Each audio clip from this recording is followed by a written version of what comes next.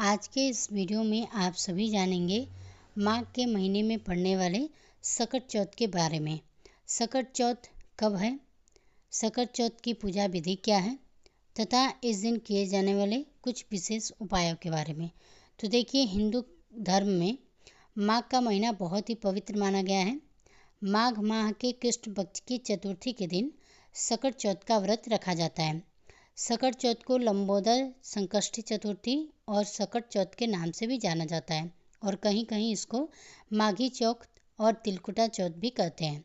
जिस तरह महिलाएं करवा चौथ का व्रत पति की दीर्घायु के लिए रखते हैं, वैसे ही भारत के कई राज्यों में इस दिन भी पति की लंबी आयु की कामना के लिए व्रत रखा जाता है। साथ ही संतान प्राप्ति और संतान के कल्याण के लिए भी महिलाएं ये व्रत करती हैं। इस दिन भगवान संकट मोचन श्री गणेश जी और सकट माता की पूजा आराधना की जाती है। इस व्रत में व्यक्ति के सभी संकट दूर हो जाते हैं। महिलाएं इस दिन निर्जला व्रत रखती हैं और शाम को चंद्रमा के दर्शन करके और अर्घ देकर व्रत खोलती हैं। तो चलिए अब जान लेते हैं कि साल 2025 में कब है सकट चौथ का व्रत। तो देखिए, साल 2025 में सकट चौथ का जो व्रत है शुक्रवार 17 जनवरी 2025 को रखा जाएगा। इस दिन जो चंद्रोदय का समय रहेगा रात 9:09 का है। चतुर्थी तिथि आरंभ हो रही है 17 जनवरी को प्रातःकाल 4:06 पर और वहीं समापन इसका होगा 18 जनवरी को प्रातःकाल 5:30 पर। अब जान लीजिए संकट चौथ से जुड़ी हुई कुछ महत्वपूर्ण बातें।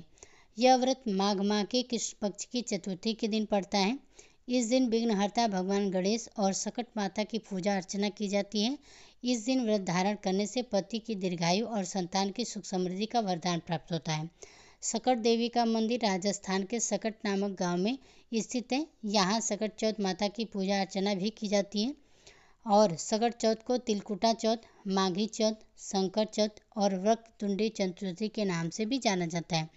सकट चौथ के दिन स्नान करके उत्तर दिशा की ओर मुख करके भगवान श्री गणेश की पूजा करनी चाहिए और उनको जल अर्पित करना चाहिए। साथ ही उनकी आरती करनी चाहिए। इस व्रत में तिल का बहुत ही खास महत्व होता है, इसलिए जल में तिल मिलाकर जल से अर्घ देने का विधान है। ऐसी मान्यता है कि इससे आयोग्य सुख की प्राप्ति होती है। इस दिन चंद्रमा को तिल गुड़ आदि से अर्घ देना चाहिए। इसके बाद ही व्रत खोलना चाहिए। गणेश जी की पूजा के बाद तिल का प्रसाद खाना चाहिए। जो लोग व्रत नहीं रखते हैं उन्हें भी गणेश जी की पूजा अर्चना करके संध्या के समय तिल से बनी चीज़ें खानी चाहिए। कहते हैं तिल खाने और तिल का नाम उच्चारण करने से पाप कट जाते हैं। इस दिन तिल का दान भी बहुत ही उत्तम माना गया है। इस दिन संकट हरण भगवान श्री गणेश को दुर्वा जरूर चढ़ानी चाहिए। माना जाता है कि दुर्वा में अमृत का वास होता है। गणेश जी को दुर्वा अर्पित करने से अच्छे स्वास्थ्य का वरदान मिलता है। मान प्रतिष्ठा और धन सम्मान में भी वृद्धि होती है। मान्यता है कि गणेश भगवान को प्रत्येक दिन दुर्वा चढ़ाएं, लेकिन तुलसी का पत्ता जो है वह बिल्कुल भी नहीं चढ़ना चाहिए। इसके बाद मान्यता है कि तुलसी माता ने गणेश जी को श्राप दिया था। अब देखिए, गणेश भगवान के जो प्रमुख मंत्र हैं आपको उसे भी बोलना है। ओम गण गणपतये नमः। इस मंत्र का आप जाप करते हुए पूजा को संपूर्ण कीजिए। दोस्तों, जानकारी पसंद आई हो तो वीडियो को लाइक कीजिएगा। साथ ही चैनल पर पहली बार है तो चैनल को सब्सक्राइब करना ना भूलिएगा।